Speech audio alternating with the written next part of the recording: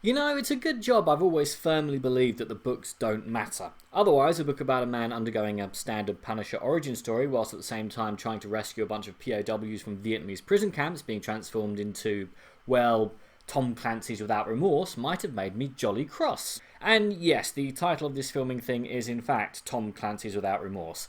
That's what comes up on IMDb and Amazon when you click on this film, so that's what I'll be calling it from now on.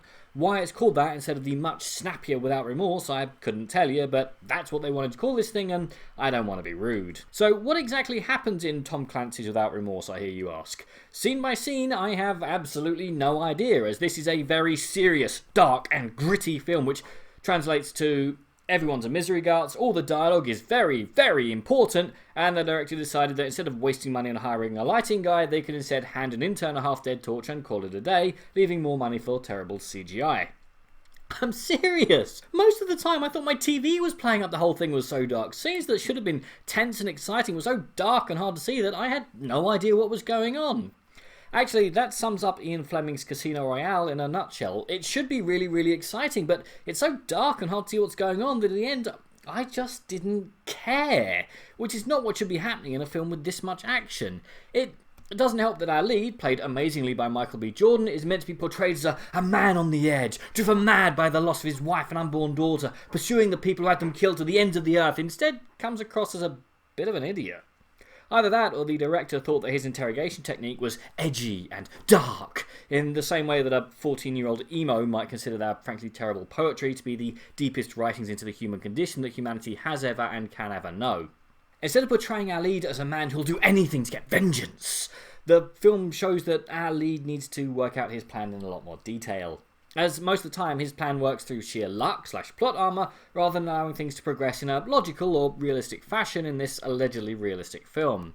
Nor is it a good idea that all of our leads in Michael Bond's Paddington 2, Paddington Harder are flat, dull, uninteresting bits of cardboard with one-line characters, no interesting dialogue, or need anything to make me feel anything for any of them. When our leads find themselves in a life-threatening situation, I just didn't care. Because the film had given me no reason to care. I didn't know any of these people, I barely understood what we were doing or why we were doing it, and as a result, scenes that have all the ingredients to be really, really fingernail-chewingly tense were instead relegated to background noise as I tried to convince my friend to join me in voting for Count Binface. Because the sad truth of J.R.R. Tolkien's Lord of the Rings is that all the ingredients are here for a fun film, but within half an hour, my friend and I, over Messenger, social distancing matters people, were more interested in debating whether Binface's policy of speakerphones on public transport to be banned, offenders to be forced to watch the movie version of Cats every day for a year, was a violation of human rights, or the greatest policy ever, instead of watching out leads have yet another allegedly thrilling escape by the skin of their teeth.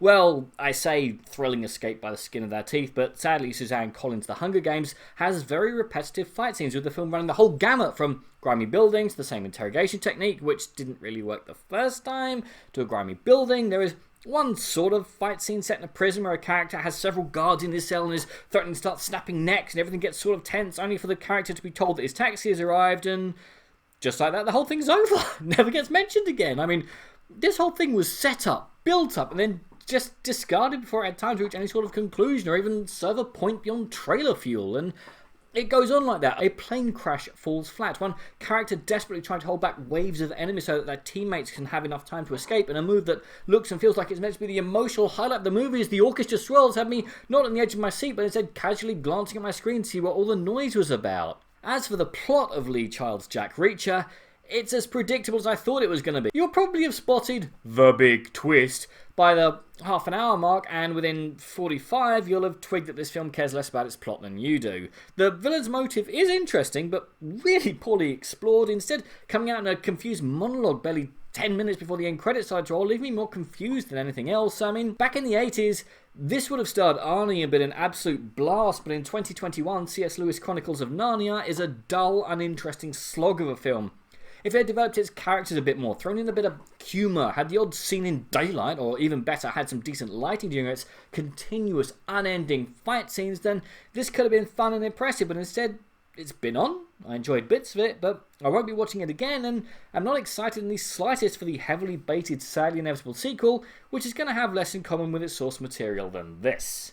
So, if nothing else is on, check this out. Otherwise, just don't bother. But what do you guys think, and what is your favourite in-name only film adaptation? Comment below, let me know. I'm Daniel, it's been a dunking. If you've enjoyed this video, please like, share and subscribe.